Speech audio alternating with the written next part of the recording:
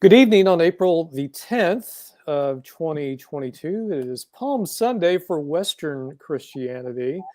Welcome to the 7th edition of Faith Sharing from Interfaith Saginaw. My name is Curt Norman. I am rector of St. John's Episcopal Church in Old Town Saginaw, Michigan, and president of Interfaith Saginaw, which is a voluntary, intentional community across religious traditions designed to find common ground in the midst of diversity. My co-host for this discussion, as almost always, is Dr. David Nichols, professor of philosophy at Saginaw Valley State University, and we are joined this evening by Father Timothy Cook from St. Demetrios Greek Orthodox Church at the corner of McCarty and Mackinac in Saginaw Township. Now, when my family and I moved here to Saginaw in late 2016, early 2017, one of the first things that we were encouraged to do by several people was to attend the Greek festival at St. Demetrios, which, what's that been around for? Something like 40 years, something along those lines. I'm gonna turn that to David, not because he knows better than me. He ran it for the last 5 years. So. Last 5 years, I was the chair of the Greek Festival. I think I want to say we're 44th year this year. Oh, okay. We are planning to do it again. Okay. We'll talk about that in a little bit because obviously, COVID put a damper on this. Yeah. Now, at the risk of hubris, speaking for other folks, I would suspect that a fair number of folks joining us online this evening know relatively little about the Orthodox Eastern expression of Christianity. And I'll go ahead and include myself in that category, even though I attended St. Demetrios a couple weeks ago, and I also attended some Eastern Orthodox services when I was in Jerusalem 22 years ago, but that's been a long time. And as just mentioned, David, this is his church. Father Timothy is his priest, so we may get some good scoop on David. I don't know. But Father Timothy, before we went on, we were talking baseball. Maybe we'll have time to do that afterwards. But right now, the virtual floor is yours. So let's just start from scratch. And David and I will come up with some questions. And I'll also be monitoring the comments sections on social media in case folks have questions, and we'll try to get to as many of those as we can. So, Father Timothy. All right. Well, thank you very much. It's a pleasure to be here. And it was a great joy to meet you, Father Curt. And David, I know you, but it's always a joy to see you. So should I do some kind of introduction for myself or just jive? Yes. Okay. So my name, I grew up in Flagstaff, Arizona, a little ways from here. Though when people from Michigan find out that I'm from Flagstaff, Arizona, they say, "Oh, how do you like the winters here?" Flagstaff is up in the mountains. The base elevation is 7,000 feet. Then if you go up on the San Francisco peaks, you can actually get up to 12,000. So my parents get more snow than we do here on a regular basis. I think this year we maybe had 2 feet of snow grand total in Saginaw. That's a relatively average snowstorm for them. It's a high desert, so they get a lot less rain than we do. But I can also tell you from experience that dry cold, not just dry heat, is much easier to bear than humid cold or humid heat. But anyway, grew up in Arizona. When I was born, my parents were attending an independent Bible church called Bible Way. When I was about 3, they shifted over to an Assemblies of God church called New Song. By the time I was 12, we were attending a local Baptist church, and we stayed in the Baptist church until I was in college. And then when I was in college is when I entered into the Orthodox Church. So I graduated the Orthodox Seminary of Holy Cross in Boston in 2014, and I was sent to Saginaw. This is my first parish, and I've been here about 7 years, and that is most of the quick and dirty about me. My wife and I have been married since 2009. I say since 2009 because that way I don't have to do the math. And we have 4 children. The oldest is 9, 2 girls, 2 boys. So That is the most of about me.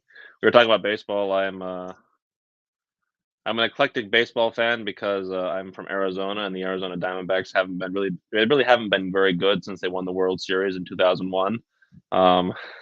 So I make up for it by rooting for many other teams as well, including the Red Sox, which is my wife's native team, and then the Tigers and the Cubs and my kids, whichever one my kids are rooting for this week.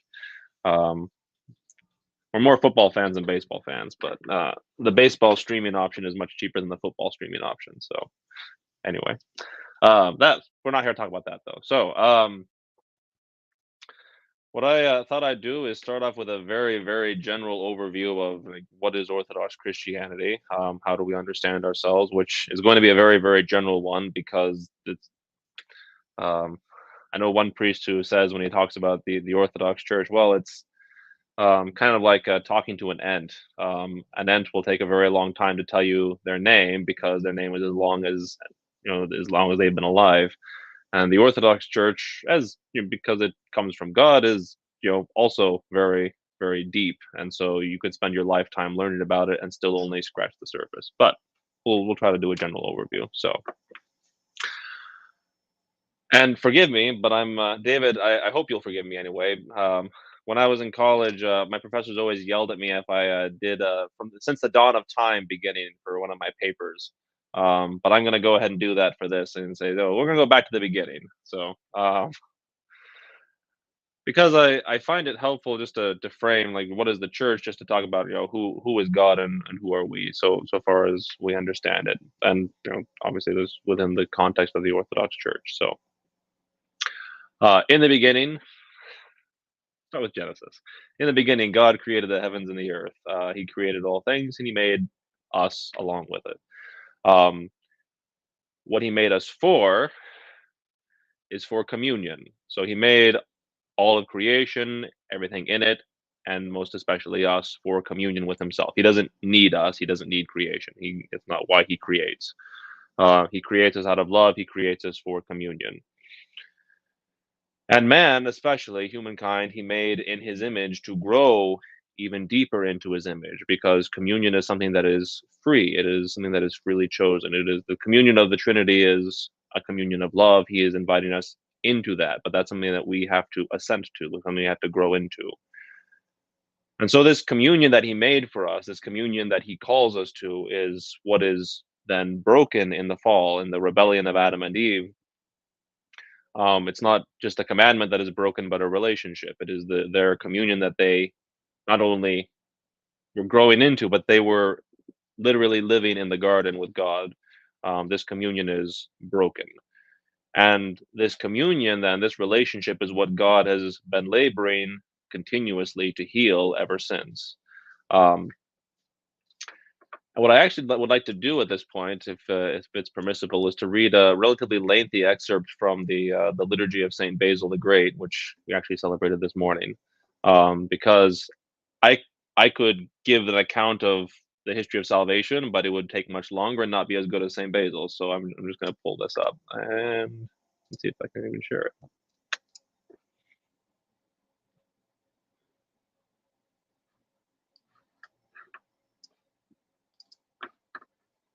All right.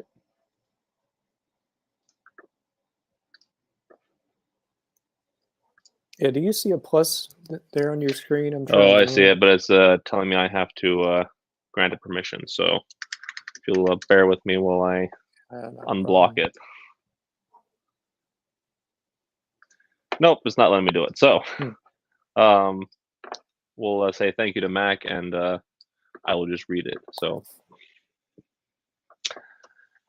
having made man by taking dust from the earth, and having honored him with your own image, O God, you placed him in a garden of delight, promising him eternal life and the enjoyment of everlasting blessings in the observance of your commandments.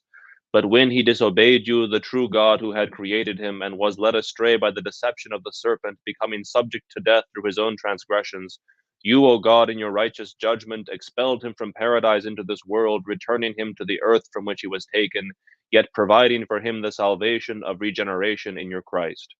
For you did not forever reject your creature whom you made, O good one, nor did you forget the work of your hands. But because of your tender compassion, you visited him in various ways. You sent forth prophets, you performed mighty works by your saints, who in every generation have pleased you.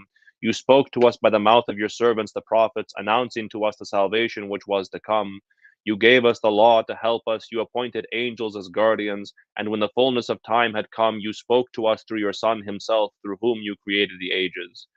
He, being the splendor of your glory and the image of your being, upholding all things by the word of his power, thought it not robbery to be equal with you, God and Father. But being God before all ages, he appeared on earth and lived with humankind. Becoming incarnate from a holy virgin, he emptied himself, taking the form of a servant, conforming to the body of our lowliness, that he might change us in the likeness of the image of his glory. For since through man sin came into the world, and through sin death, it pleased your only begotten Son, who was in your bosom, God and Father, born of a woman, the holy Theotokos, and of a Virgin Mary, born under the law to condemn sin in his flesh, so that those who died in Adam might be brought to life in him, your Christ. He lived in this world and gave us precepts of salvation, releasing us from the delusions of idolatry. He guided us to the sure knowledge of you, the true God and Father. He acquired us for himself as his chosen people, a royal priesthood, a holy nation. Having cleansed us by water and sanctified us with the Holy Spirit, he gave himself as ransom to death, in which we were held captive, sold under sin. Descending into Hades through the cross, that he might fill all things with himself, he loosed the bonds of death. He rose on the third day, having opened a path for all flesh to the resurrection from the dead, since it was not possible that the author of life would be dominated by corruption. So he became the first fruits of those who have fallen asleep, the firstborn of the dead, that he might be himself the first in all things. Ascending into heaven, he sat at the right hand of your majesty on high, and he will come again to render to each according to his works. So, St. Basil's liturgy is a little more lengthy than the one we normally do outside of Lent, but it is one of my favorites. So that's interesting. Prayer. So we have in the Episcopal Church, we have in our 1979 prayer book, Eucharistic Prayer D, which is rooted in that particular liturgy. So there, and I mentioned this to you when I was there a couple of weeks ago. There's so much of an echo. I mean, it's to a greater detail in your liturgy, but I hear a lot of the same elements, which is actually, obviously a very good thing.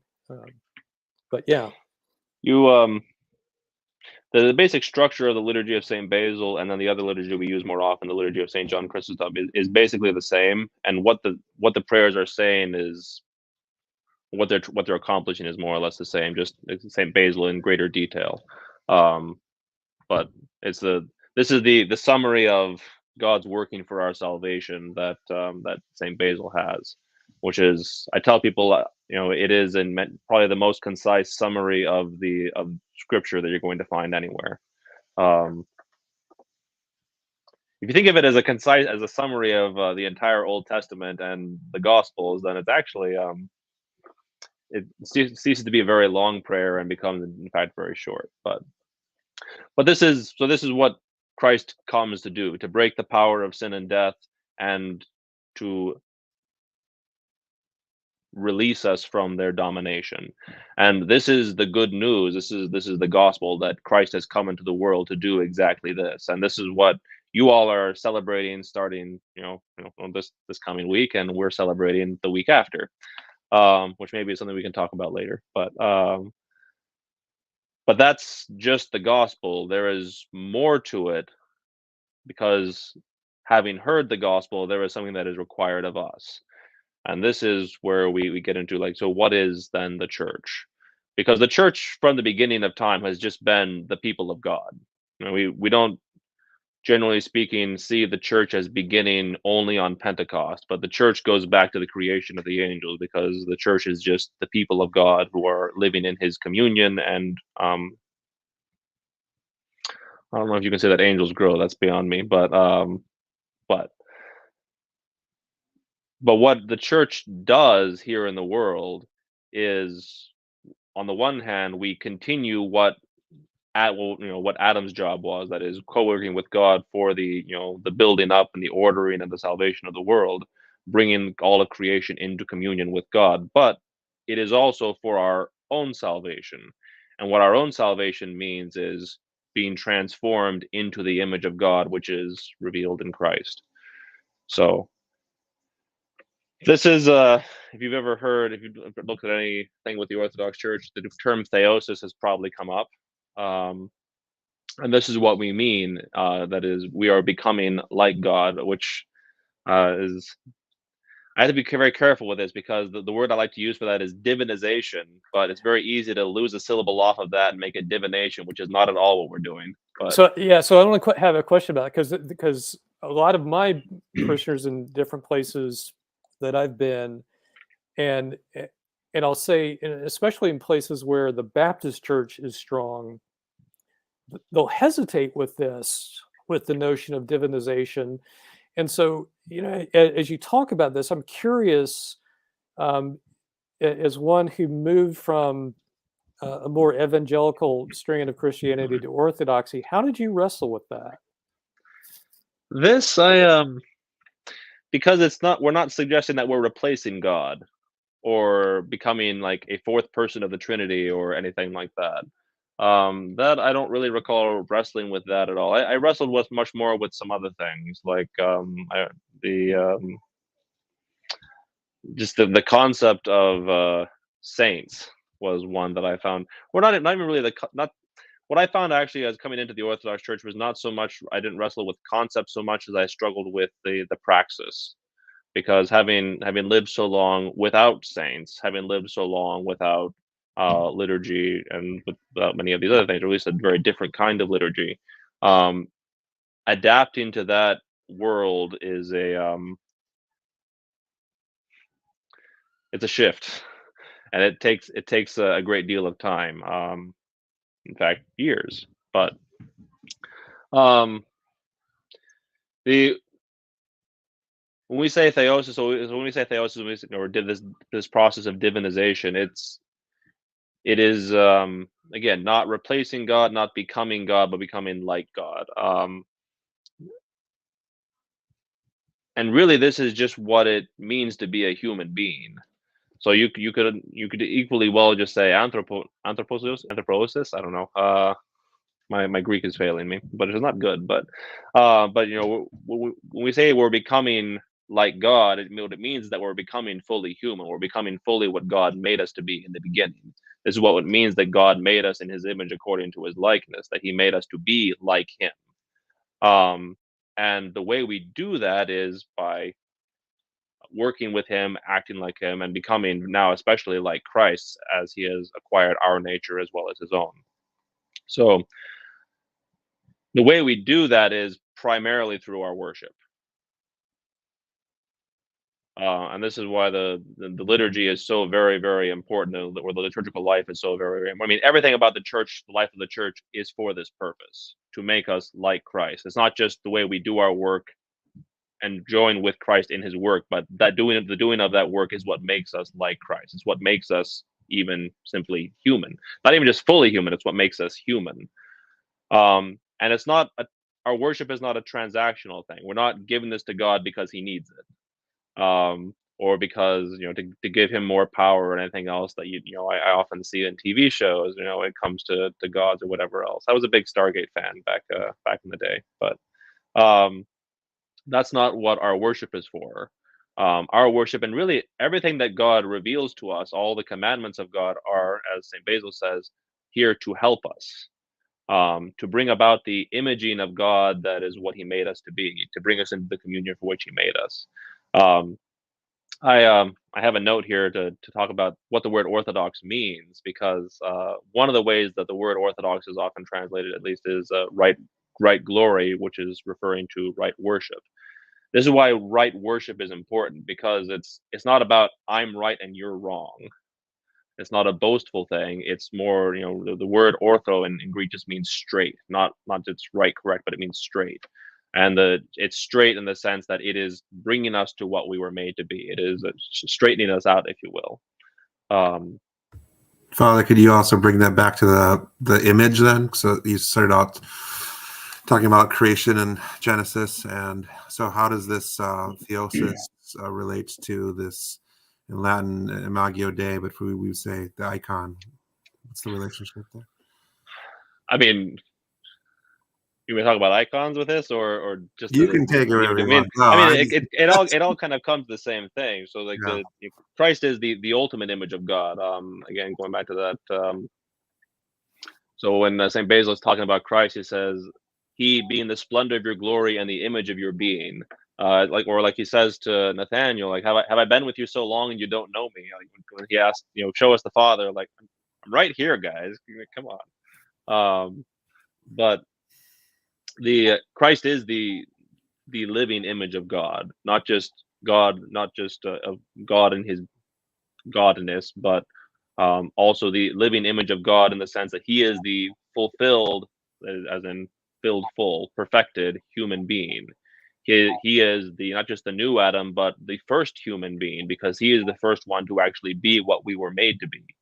And it is when we become like him that we become ourselves that living image of God, which is what we see in church iconography, because the images of Christ are therefore images of God. But one of the things you'll see in iconography is we don't just have images of Christ, we have images of the saints. And the reason we have images of the saints is because they are partaking in this same divine nature. They are partaking, I forget who said that first, but we are partakers of divine nature.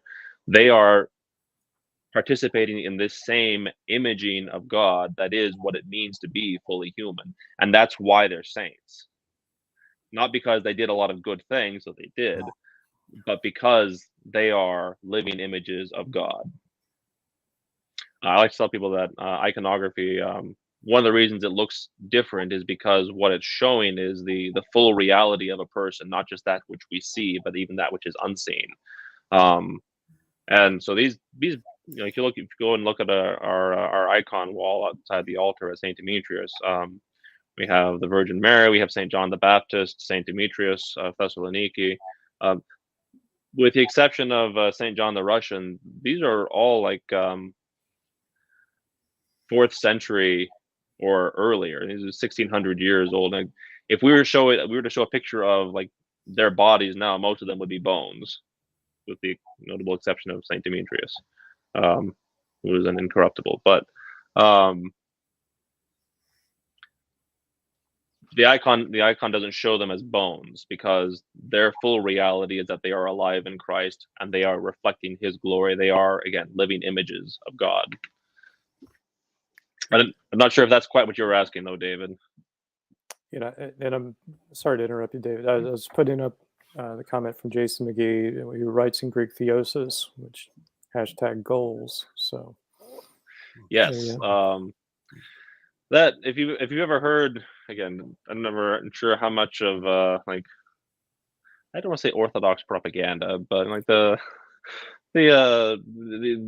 things we put out there about what does it mean to be an Orthodox Christian. One of the comparative things I hear is that in salvation, when we talk about salvation, the Orthodox Church is not a question of are you saved or not, but we are all in the process of being saved, and this is what we mean.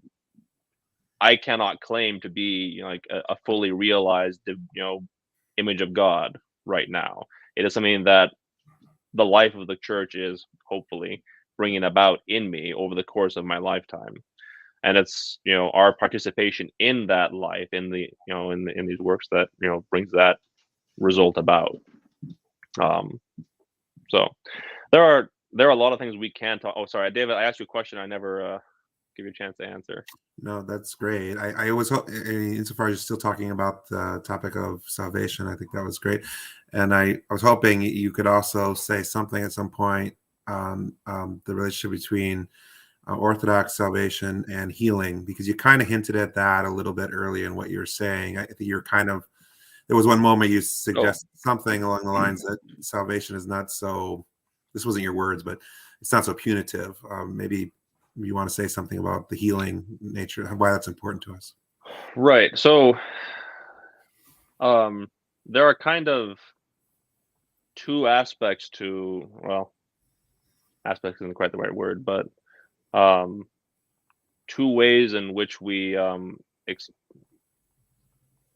receive salvation. experience salvation. So on the one hand, and it's easier to talk about this in terms of what Christ does. So on the one hand, there are two problems. The first problem is that the world, as Adam and Eve experienced it in the garden, has been broken. What they had was incomplete to begin with. It was not the fullness. They had not fully realized their own salvation or that of the world. They had not fully realized this communion of the kingdom of heaven for themselves or for the creation which they represent and which they were given in stewardship. So the first problem is that this world that God has made has been broken and placed under the domination of sin and death. So that's the first problem that Christ deals with, and this is what he's doing in so much of his ministry, just by taking on our nature, by taking on, like, I had a professor in college that you literally cannot overemphasize the importance of the incarnation. There's a reason we date everything to it, because before the incarnation and after the incarnation, nothing is ever the same, because God has taken flesh. God has taken physical matter and made it himself. Like, you can't look at dirt the same way after that. But even after the power of sin and death are broken, you still have the other problem, which is when we talk about healing, that is a major part of, obviously there's a major part of everything, because we're still sinning, and that has to be healed. We do look at sin as something to be healed, not something that has to be punished. You do get language like that, but it is much more muted. It tends to be much more like, like the Sacrament of Confession is often called the Sacrament of Reconciliation. But that is only the one part of salvation, because the other part is this transformation into the image of God, which is beyond what Adam and Eve had. Like, Christ is not just restoring us to what Adam and Eve were in the garden. We're going beyond that. So go aheid. I don't want to interrupt. Because we're not just going back to the garden, but Christ as God and as man ascends to heaven and sits at the right hand of God. There is a human being sitting at the right hand of God forever. Which is why the ascension is such a big deal, because it's not like Christ as God never left heaven. The ascension is not Christ going back home. The ascension is Christ as man ascending to heaven, at least in the Orthodox understanding. Anyway, sorry, Father Curt. No, that's good. So I'm about to turn total theology nerd on you here, because every time I've gone to an Orthodox worship service, I hear so much talk. I mean, so much in the liturgies about Adam and Eve, which I think is great. And we were just talking about how they did not attain to their full humanity in the garden prior to the fall. And so they ate from the tree of the knowledge of good and evil. And if you read through Genesis, Eve saw that tree as in the center of the garden, which was from her perspective. But from God's perspective, it was just one of many trees from the garden. And fast forward to 13th century AD, where someone like Moses Maimonides said that there was something before the tree of knowledge of good and evil, because those are really subjective terms, but the objective terms that they were supposed to live into by eating from all the other trees, they would eventually grown into that full humanity. But the other trees, according to Maimonides, would have been the tree of truth and falsehood. And so part of humanity's sinful condition, instead of looking at things from God's perspective as true and not true, we look at it as good and evil, which is human subjectivity. So all the more need for Christ to come in and to show us what it means to see what truth is. So that just popped up into my mind. So there you go. I've never heard that before. I was told once that knowledge of good and evil is actually a Hebrew idiom for knowledge of everything. But I don't know enough Hebrew to say yay or nay. Well, I've been listening to a lot from a Rabbi David Foreman on an app called Aleph Beta. So that was kind of his take on it, and and the reason I read from him and other rabbis is just to get more in depth to that story, the origin stories. So. I can say that within the Orthodox faith, the understanding of the tree of knowledge of good and evil is that it's not a bad thing. I think this is universally understood. The tree is not the problem. The problem is they weren't ready for it yet, because and it's funny because the serpent, the devil, he's not wrong. He said, if you eat of it, you'll become like God, knowing good and evil, like that, because that's the point. So that's what they're made for. They know that's what they're aiming for. The problem is this is a shortcut. So that's the thing. I mean, the serpent. This is another thing that I learned from Rabbi Foreman, is that the serpent was only being what a serpent does. I mean, he's acting on instinct. So if you go to the part where it says, "And the man and the woman were naked and not ashamed," that Hebrew word is arum, however it's pronounced. And then you get to the English part where it says, "And now the serpent was the craftiest animal that the Lord God had ever made." The Hebrew word there is arum as well. So if you switch those words around, the serpent was more naked than any of the other creatures that in the garden that God had created. So the point being, because when the serpent is punished, the serpent has to crawl on his belly. The point being that the serpent was the most human-like of all God's creatures, but he still wasn't human. And so the question becomes, what's the difference between a serpent and a human? And it's acting out strictly on animal instinct, or using the intelligence, the image and likeness of God that God has bestowed on humanity. So, and I was thinking of those things when I was at St. Demetrios and listening to all the references to Adam and Eve. So that I'm good at taking people down rabbit trails. There we go. So maybe we can.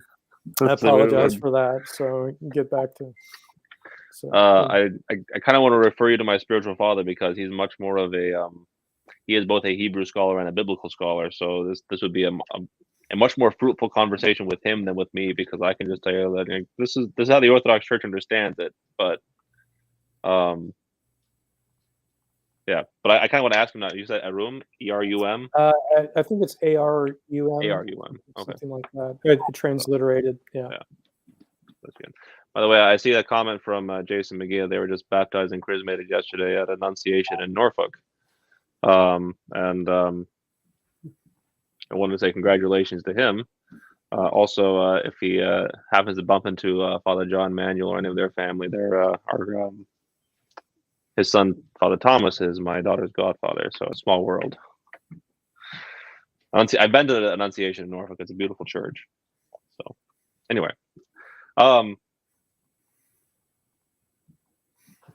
so sorry, I got us completely. No, it's fine, because you were saying about the serpent being the most human-like. The serpent is always understood as definitively as this is the devil, and there's a commonality between the angels, fallen or not, and us, and that they also have this image of God. The difference is that they're not mortal. But anyway, that's another rabbit trail I don't want to go down. But to take us back to that image of God, that's what's broken in the devil, and that's what becomes broken in Adam and Eve too. Not beyond repair. That's the whole point of everything that God does to bring us back, but it is still broken. We are naked and we are ashamed.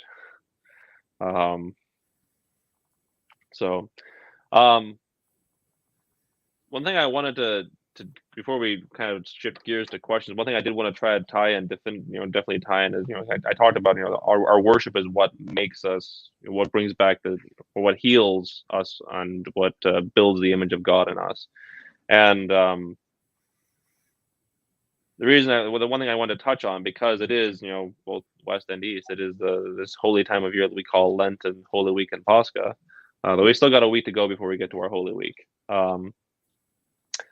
This is Pascha, the Feast of the Resurrection, Pascha, Easter, whichever word you want to use. It is the highest point of the year, and the resurrection is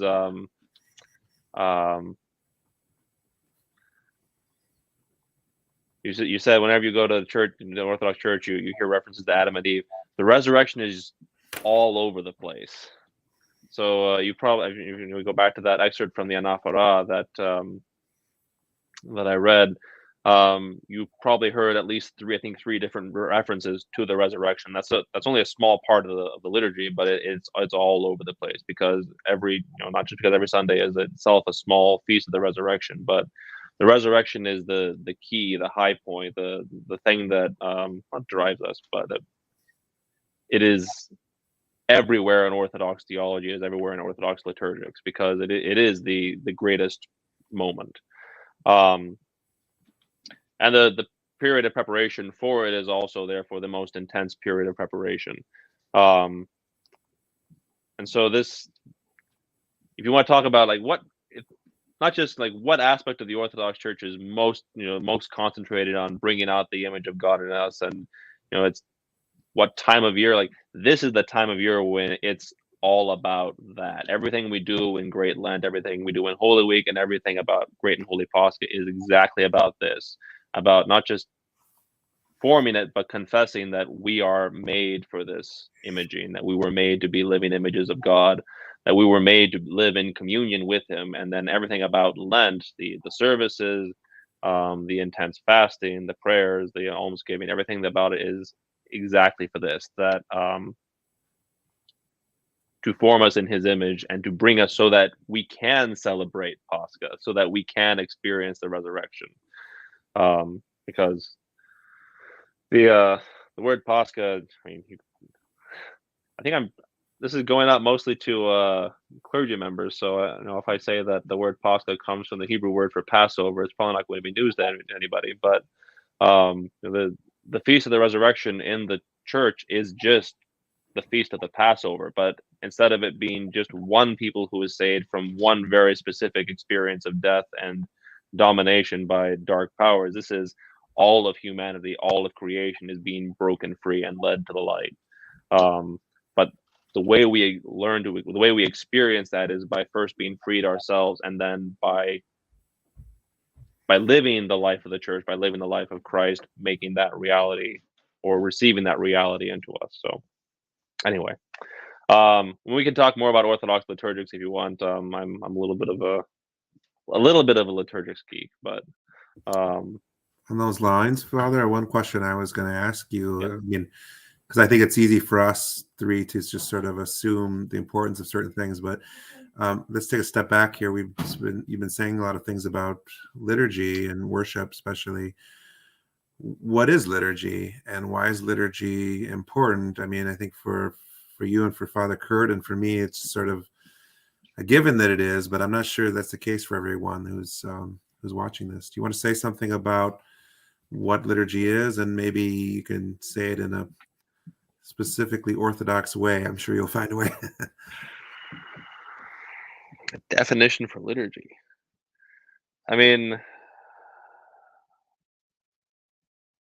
and Father Curt, maybe you have the dictionary definition of liturgy. Well, it's the work of in Episcopal lingo, it's the work of the people, and so that's. You're laughing. Is that what you guys? No, not at you. I have a good friend from the seminary who is very adamant that that's not what liturgia means. And he. I'm just telling you what Marion Hatchett told me in the Episcopal seminary. So. He will go on for literally hours about why that is a bad etymology. And so, but anyway, I have a knee-jerk reaction anytime that somebody says that it's the work of the people. It's not wrong to say that. It is also not. Can I go on a brief Go for it. Go. not an etymology, but rabbit trail on what does the word mean? So if you go back to ancient Athens, a liturgy was literally a public work. Like if the city needed a new sewer, the way that the city, they wouldn't say, all right, well, we have this much in tax revenue, so we'll commission X company to do the work. The way they did it was, the city needs this thing. This guy over here has a lot of money and he's just sitting on it. He can afford to do this for us, so we're going to have him do it. Now, as a brief side thing, the funny thing about this was that if the guy didn't want to do it, then he could say, actually, so and so over here has more money than I could do, so he can afford it better. And then if they went back and forth too long about who was going to do it, what they did was they had them switch property. And then the second guy had to do it. So anyway, but a liturgia was just a public work. It was something that was done for the sake of the public. So if they needed a new trireme for the fleet, then they would do the same thing. They would find somebody who was wealthy enough to do it, and they would just have them pay for it. That's the original context of the word. Now, what we mean then when we talk about the divine liturgy specifically, which is the Eucharistic service in the Orthodox Church, but it also applies fairly universally throughout all of the liturgical tradition of the Church. This is something that God is doing for us. But the reason that it's not wrong to say is that it's the work of the people is because this is a work that we participate in. It is not only God who is working. And this is going to go back to the garden, what Adam and Eve are doing. Not that God needs their help, but this is one of the ways that he brings about the image of God in us, is he has us participate in the work. So God, when we see in the garden is that God brings order to a part of the creation, and then he has Adam and Eve help him continue that work of bringing order to the creation. So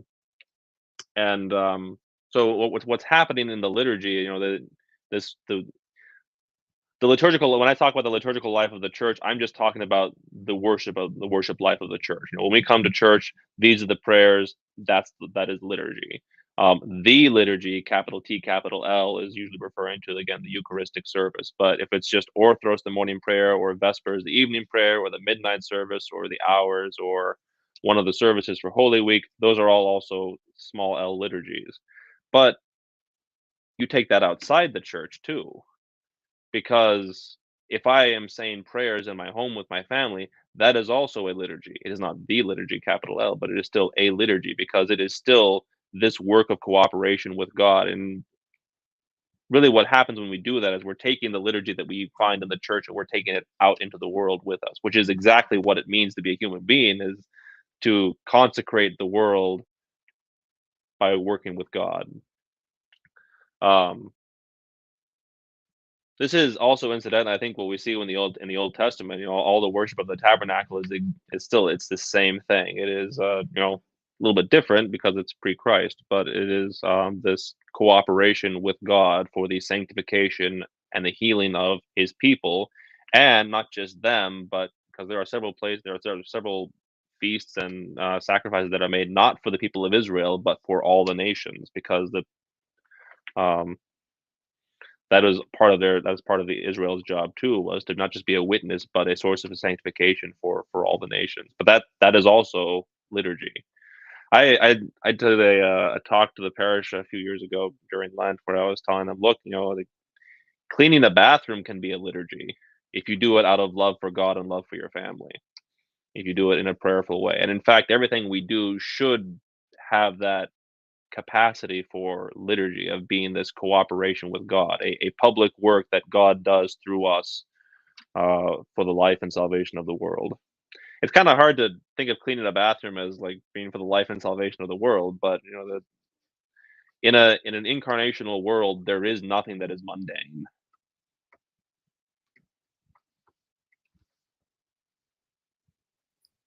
And sorry, a brief shout out to Jason McGee. Yes, young Father Thomas, who was a missionary to Guatemala. He's my daughter's godfather. He was my classmate at the seminary. And I was just talking to him about his homily 20 minutes before this this meeting. So Yeah, it really is a small world. Small world. David, what else is on your mind, Dave? Father, this is a more practical question that just might be interesting to people who are tuning in to this. Do you want to say a little bit about how the Orthodox are keepers of holy sites? So everything from Church of the Holy Sepulchre to you name it. There's a whole lot there. Maybe say a few things. I mean, Father Curt, I think you've actually been to the Holy Land, so you probably know more about this than I do. I know that not all the holy sites are kept by the Orthodox Church, and that's not always a happy story either, because I should say, like I mentioned earlier, when I say that the Orthodox Church is, I think I mentioned earlier that like, Orthodox means right or straight. The Church is right, the Church is straight, the Church is divine. That doesn't mean that I am. So we have plenty of fallenness and brokenness to go around in the church. And something I tell visitors to the church is that, look, don't be surprised if you meet sinful people in the church, or at least no more surprised than if you go into a hospital and you find sick people, because the church is a hospital for sin. But anyway, so the sharing of holy sites has not always been a bright spot in the inter-church relations, but the Orthodox Church is the primary custodian, I think, of the Church of the Holy Sepulchre, which is the church that was built over the sites of Golgotha, the hill of the crucifixion, and also the tomb, because Christ was buried. Christ was crucified on a Friday, on the day of preparation before the Passovers, and by the time he died about the 9th hour, so 3 p.m. By the time Joseph of Arimathea found out that he was dead, went to Pilate. Pilate sent to make sure that he was dead, and word came back, and then he gave permission to Joseph to take the body. They're getting pretty close to sunset, so they don't have a lot of time to actually carry out any kind of. Certainly, they don't have time to do a proper burial, and they don't have much time to do any kind of burial at all, which is one of the reasons they used, I think, the tomb that Joseph did, because it was very close at hand, just at the foot of the hill. So when Saint Helen discovered or really not discovered, the Christians still knew where it was. When she dug up the site during the reign of Saint Constantine, the hill of the crucifixion is like really right next to the tomb. So she just built one church over it all, and it's been rebuilt a few times. So now you have the Church of the Crucifixion, and then there's a wall, I think, and then there's the Church of the Resurrection, with a smaller, a mini church built over the tomb itself. But there's also the Church of the Nativity in Bethlehem, which a couple of our parishioners actually, I don't know if you know this, that was their home parish. Like so, if you talk to Rita Suz or some of the other Palestinians in the parish, like so they're not just from Bethlehem, but the Church of the Nativity, where the cave where the Christ was born is, like that's the centerpiece of that church. That was their home parish, which is always a little mind-boggling to me that that's just where you go every day. But the Church of the Transfiguration, the Church of the Baptism, which is, I think, unfortunately surrounded by a minefield right now and kind of hard to get to. Yeah, I think that's on the Jordanian side, actually. Right. Landmines. Yeah, or post-Iraq War. I can't remember which. Yeah, there are some other sites that are taken care of by the Roman Catholic Church too. Like I think the home of the Theotokos is a Roman Catholic church. There's another one that I can't remember now, but so I wanted to ask also how do you explain the importance of monasticism for Orthodox Christianity? Why do we value that so much?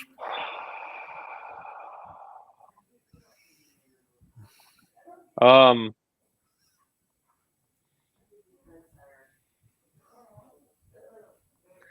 I think that the dangerous thing, or one of the dangers about with monasticism, because we do value it very highly. Um, I don't think it's correct to say that we value it more than um, the non-monastic life. To live in the parish, because what we do in the parish is the same thing they do in the monasteries. In fact, most of our liturgical cycle, our liturgical rule, comes out of the monastic order. In fact, specifically, it comes from mostly from the monastery of Saint Savas in Palestine. Which, if you ever get a chance to go to I think sometimes it's called Mar Savas Monastery. If you ever get a chance, it's an amazing place to go. It's where Saint John of Damascus, among as well as Saint Savas, was buried. But um, to be a monastic is, again, it's this, they do the same things that we do. They just do more of it. They kind of I don't want to say jump the line, because that gives the wrong impression, but they do I've heard sometimes referred to as the Marines of Christianity, because everything that we do, they just do it 10 times more. So we do if we were to get to the point where we did one service every day, well, they're already doing 8 services a day, so they're always going to be ahead of us. But they are they go to extremes of all these practices to acquire the image more. I don't know if faster is not the right word, because it's not an exact science. Like, if you say this prayer 50 times, then you will have this spiritual effect. It will have a spiritual effect if you are actually praying, but it's not it's not a magic spell or anything like that. So that's what I'm trying not to say. But what they are doing is dedicating themselves wholesale to the pursuit of this, the acquiring of the image of God, and to the communion of God.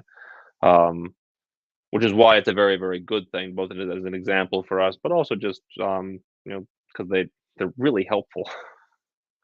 But really very, very useful engines, as you would hear in Thomas. But um, I don't know if we're running short of time. I see that Judy Babia asked about the date of Easter. So it's a good question, because if I start going too deep into a rabbit hole, please stop me, because I find this deeply fascinating. I am also very aware, but from my wife and from members of the parish and just from people in general, that I am an odd duck and that I find this very interesting. So, the rule for how you calculate the date of Easter is the same across all of Christianity. If you celebrate Easter, you use this formula. It comes from the Council of Nicaea. Easter, or Pascha, is the first Sunday after the first full moon after the spring equinox. There is no variation. West, East, Protestant, Roman Catholic, Orthodox, it's always the same. The difference comes from 2 things. One, we don't use the actual equinox. At least in the East, we've designated March 21st as the standard day for the equinox. I think this year was a good example of why that's a problem, because this year the actual equinox was March 20th. And we use predictor charts for the full moon too. So when we say the full moon isn't necessarily always when the full moon actually is. So that's problem 1. Very often, nobody in Christendom is actually following the exact Nicene formula, because we're all using a standard date for the equinox, and we're using a standard date. Where's my hand going? A standard date for the full moon, instead of when the full moon and the equinox actually are. So that's problem 1. Problem 2 is that the Orthodox Church, as for the date of Pascha, still uses the old Julian calendar, which is over the century. There was a small error when Julius Caesar put it into place, and over the centuries, that built up into a difference of 13 days on the calendar from the actual date. Which means that not only do we have a fixed date of the equinox and a fixed day for the full moon, very often that is up to 13 days away from where even the fixed day is supposed to be. So the upshot of all of that is that the Western date of Easter is, astronomically speaking, anyway, probably actually closer to, if not the correct date for Easter, using a strict Nicene formula. As a general rule, the Orthodox or the Eastern date is usually a week after. Sometimes, and this is just what happens if the full moon falls just right, so that you guys get a full moon before our equinox, but it falls. Then we have to wait for the next one. It's like waiting for the train. Oh, I missed that one. We have to wait for the next one. So we have to wait. That's when you end up with a month between Western and Eastern dates for Pascha. Anyway, we're very aware of the fact that our date is, again, at least astronomically wrong, according to the stars.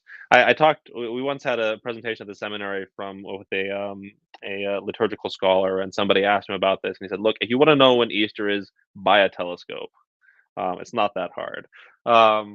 But actually, he said it a little bit stronger than that. But we'll leave it. We'll leave the quote as is. The reason we have not changed it is because some of the Orthodox churches are still using the Julian calendar, and are not willing to adopt a new calendar, a revised calendar yet. And this is why, even though it's not according to the strict interpretation of the Nicene formula, I think this is actually more in accordance with the Nicene formula, even though it's, again, technically wrong. The reason we have the Nicene formula in the first place is so that everybody celebrates Easter on the same day. Because prior to that, some people had a fixed date, like we'll say March 25th was always Easter. Some people would do it on the closest Sunday to a particular date. Some people will just do it on at a particular time using a completely different formula. So the point of the Nicene formula was to say everybody is going to celebrate it on the same day all around the world. Wherever there are Christians, they will celebrate the resurrection on this day altogether. So until all of the Orthodox churches are willing to adopt the revised calendar, we'll stick with this. But anyway, that's why we have the different date ultimately, is because not everybody's ready to shift, and it is better to celebrate it together than to be technically correct. Kind of sounds like daylight saving time. Yeah. Oh, don't get me started on that. I grew up without it, so I have all kinds of rants about daylight savings time. It seems like I also have 4 small children, and so trying to get 4 small children to say, "Oh, like what you thought was bedtime is actually like moved up an hour." Yeah. Mm. So, Yeah, we usually go about an hour within a couple of minutes of that. David, do you have anything else? If I ask a question, it's going to be another 10, 15 minutes. So I'm just going to say that I really enjoyed our time here. And I'm a convert too. And actually, even though my family's part Greek, I grew up Catholic. And so, yeah, maybe I had some similar experiences of what Father Timothy went through becoming Orthodox. But it would be hard for me to capture what I value about it in a minute or two. But yeah, it's a rich tradition for sure. Rich tradition.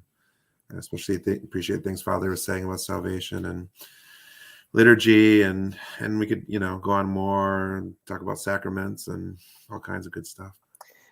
Yeah, I think we'll have to. I mean, David, you and I've figured out through the conversations we've had so far that we're going to have to bring everybody back again, just to go over things that we weren't able to get to. But Father Timothy, thank you very much. Thank you. It's been a pleasure. And I'm sure you'll see me over again at some point pretty soon. So, but not this week, and probably not the week after. So no, I was going to say one of the advantages of our Holy Week being the week after yours is that if you're curious about what an Orthodox Holy Week service looks like, it doesn't conflict with the other one, so you can do Holy Thursday twice. Plus, you get lots of discount Easter candy too at the drugstore. Yes, that's the actually. You know what? I was advantage. You want to go with that calendar. That's the actual reason we don't want to change, update the calendars, because we like getting our Easter candy half off. Very good. Very good. That's a reason. Gentlemen, thank you. Thank you for the questions, those who've viewed online. And stay tuned. We'll have more information on what's coming up in coming weeks. So take care. God bless. Thank you. Thank you.